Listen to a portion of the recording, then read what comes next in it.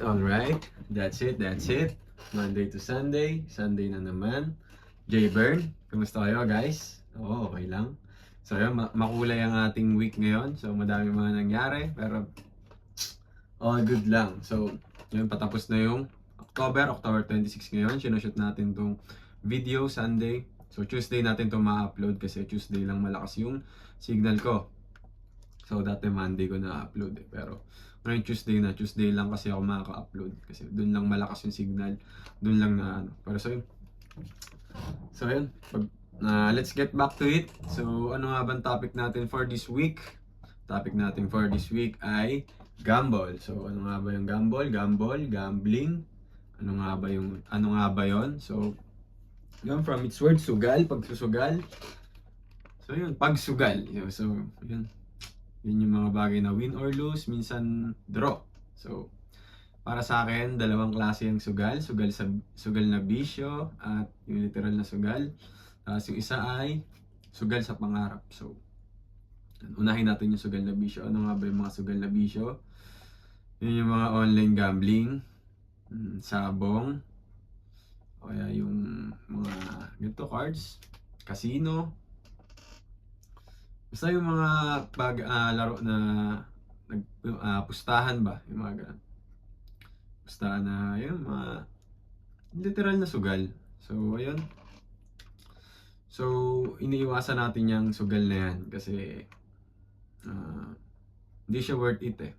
So na-try ko na yan hindi ako nagmamalinis na hindi ako nagsusugal. Na-try ko na siya magsugal. So maaga ko lang din nahuli yung sarili ko na hindi ako para sa sugal.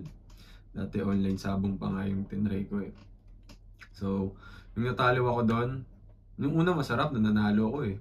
Nanalo ako pa. So, after noon, nung natalo ako, yun, sabi ko parang gusto ko ulit bumawi. So, yun pala yung pakiramdam na yung tinakam ka sa panalo, tapos after nung natalo ka, so yun pala yung pakiramdam ng mga nagsusugal, kaya sila na lalong nalulubog. Yung iba nagkakanda, utang-utang na. So, yung instant money din kasi siya, kumbaga ang bilis, pera ka na agad. So, lalo na sa ang hirap mag-earn ng pera sa Pinas. Yung iba naka-caught up din kasi nga mabilis sa instant money. So yun.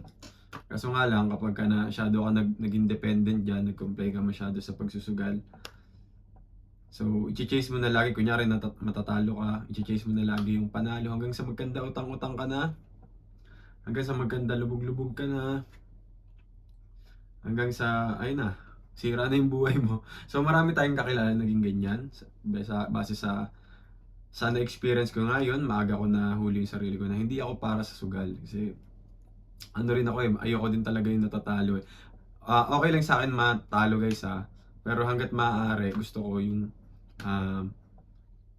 malaki yung chance ko na manalo. So tinigil ko na siya kasi more on matatalo ka dyan sa sugal eh. So base sa experience ko, bali din sa mga kakilala ko, sa observation ko, madami akong kakilala na alam mo yung nasayang yung potential nila. Matalino naman sila, kaso na-caught up sila sa pagsusugal. So yun, sayang. Tapos may mga kapamilya din ako na ganyan na alam mo yun, masakit kasi mga kaibigan mo, tapos kapamilya mo, kakilala mo, syempre makikita mo sa sayang yung potential nila, sayang yung potential nila yun, tsaka yung pera nila sayang. So yung pagsusugal para sa akin hindi siya worth it. So hangga't maaari iniiwasan ko siya. So, doon ako sa isa, so sugal sa pangarap. So yun nga, sugal sa pangarap from its word, susugal ka sa pangarap mo. So, sa akin is, ang life is equals to time and time is equals to money. So, time is my treasure. So, ang time ko, ina ko yan, tinetreasure ko yung time ko eh. Sa akin yan eh, pera ko nga yan, pera ko din yan eh. Kumbaga, di ba, binabayaran ka nga eh. Nagtatrabaho ka, binabayaran ka sa oras mo, tinatrabaho. So, importante yan, kumbaga, lalo na sa tulad naming nasa ibang bansa. Gusto namin hanggat maaari worth it yung pinagtatrabahuhan namin dito. So, nalalayo kami sa pamilya namin. Ayaw naman namin mapunta yung sa paglayo namin sa pakalayo kami sa pamilya namin tapos mapupunta lang sa wala. So, much better mapunta yung pinaghihirapan namin sa maayos. Kaya sa akin, ang pang ginagawa kong step, pinupunta ko siya sa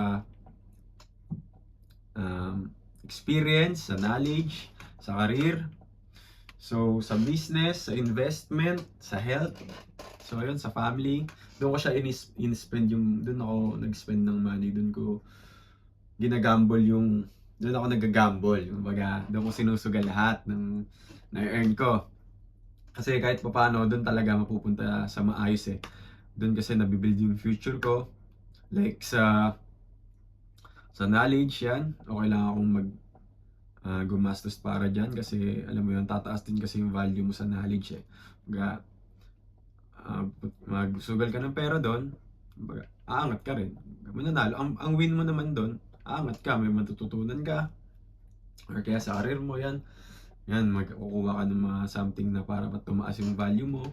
So yan, sa business, yan, importante. Kahit pa paano, pag-aralan yung business, sumusugal ako sa business hanggat maaari. Yung mga business na, alam mo yon yung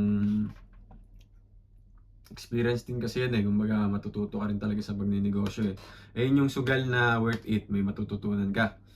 So sa investment, yan, sumusugal din tayo sa investment, sa gold, sa MP2 yan, may MP2 ako guys ha. Tapos, mga insurance, yung mga VUL yan, meron din tayo yan. Doon tayo sumusugal sa mga bagay na makakatulong sa future natin. Sa health, yan, kakain tayo ng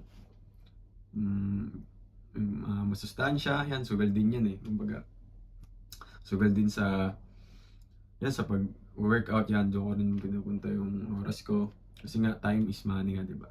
Kumbaga, doon ko sinusugal. Doon ako sumusugal sa mga bagay na papunta sa pangarap ko. Tsaka sa pamilya ko, syempre. Yun ang sugal sa akin. Lahat sugal sa na gusto ko yung susugal ako sa worth it. Sa experience, sa knowledge, sa career, sa business, sa investment, sa health, tsaka sa family. So, worth it yun eh. Kumbaga, minamaximize ko yung potential ng kinikita ko. Kasi, naghirapan ko yun eh. That's what I work for. So, hindi ako papayag na mapunta lang sa wala. Hindi ako nagtatrabaho para sa wala. Kahit naman sino, hindi nagtatrabaho dapat para sa wala. Hindi ako nagpapakalayo, hindi ako pumunta sa pamilya ko para sa wala. So mabigat din talaga yon. Kahit sino, kahit hindi nasa ibang bansa, kahit nasa Pinas, dapat ipunta natin yung pera natin sa maayos, papunta sa pangarap. Huwag dyan sa vision na yan, sa pagsusugal. So para sa akin lang naman, ganun ang vision ko. So hindi siya worth it sumagal sa pangarap. So ayun. Kasi dito rin sa sugal sa pangarap, dito rin yung effort mo dito yung magde-decide kung mananalo ka eh. Kumbaga, mas mataas yung chance na manalo ka dito sa sugal sa pangarap. Kumbaga, dito pag nanalo ka, tuloy-tuloy eh. Dun sa sugal na bisyo, pag natalo ka dun, manalo ka, sabay pag natalo ka, sunod-sunod na yun. Tuloy-tuloy ka na. Punit ka na dun. Hanggang sa hindi ka na makabangon. So, hanggat maaari, iwasan natin mapunta sa ganung sitwasyon. Sumugal tayo sa maayos, sumugal tayo sa pangarap natin, iwasan natin yung pagsusugal. Sugal pababa yan eh. Dapat sugal pataas. So, ayun. Sa akin lang naman. Ganun lang naman yung thinking ko dyan. So, kung ikaw, nagsusugal ka, hindi ako against sa'yo. Para sa akin lang, hindi ko siya trip. So, nag-share lang ako ng opinion ko. So, kayo, bahala kayo. Bahala kayo dyan. Basta sinasabi ko lang yung gusto ko. So, ayun.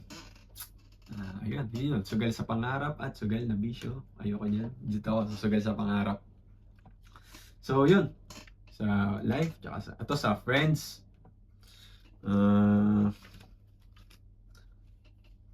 Yun, hanapin din natin yung mga friends na hindi nagsusugal para, alam mo, hindi ka rin niya ma-influensyan. Yung sumusugal din sa pangarap. Kumbaga, like-minded ba? Kasi, hanggat maaari din tayo sumama. Kumbaga, alas din yan eh. Kumbaga, may value din ba? Kumbaga, alas. Ito, alas. So, dun tayo sa may mga value din na mga kaibigan, mga kasama. So, yun. Sa mga ARH naman, ang hanapin natin yung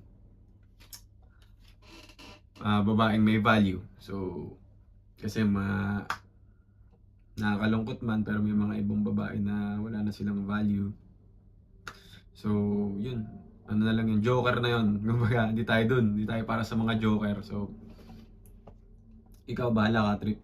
Patay ka dyan, yari ka dyan. Joker yan eh. Kumbaga, dun tayo sa Queen of Diamonds. Kumbaga, to may value tong mga to eh. Kumbaga, kasi ikaw din, kasi ikaw, may value ka din naman. Tayo, kung sino, lahat may value naman eh. Kumbaga, hanapin mo lang din yung ka-value mo. So, sa akin, ang tingin ko sa sarili ko, ang value ko eh, King of Diamonds. So, ang hinahanap ko is Queen of Diamond din. Kumbaga, parehas kami ng value. Kumbaga, hanggat maaari yung mahanap natin. Kumbaga, hindi ko pa man siya nahanap or ewan, basta, bahala na. Darating din yan. Sa ngayon, dito nakafocus ako muna sa sugal sa pangarap ko. So, yung mga ARX, kumbaga, may kita naman natin, hindi mo naman kailangan kabulin yan. Kusa naman silang lalapit sa'yo. Kusang lalapit sa'yo yan sila. Kusa yan. Ikaw na lang mamimili. So, yun. Basta, mas maganda sumugal ka muna sa pangarap mo bago ka sumugal sa iba. So, yun. Ganun pa rin. Get that dough. Get fit and rich. Adios. Bye-bye.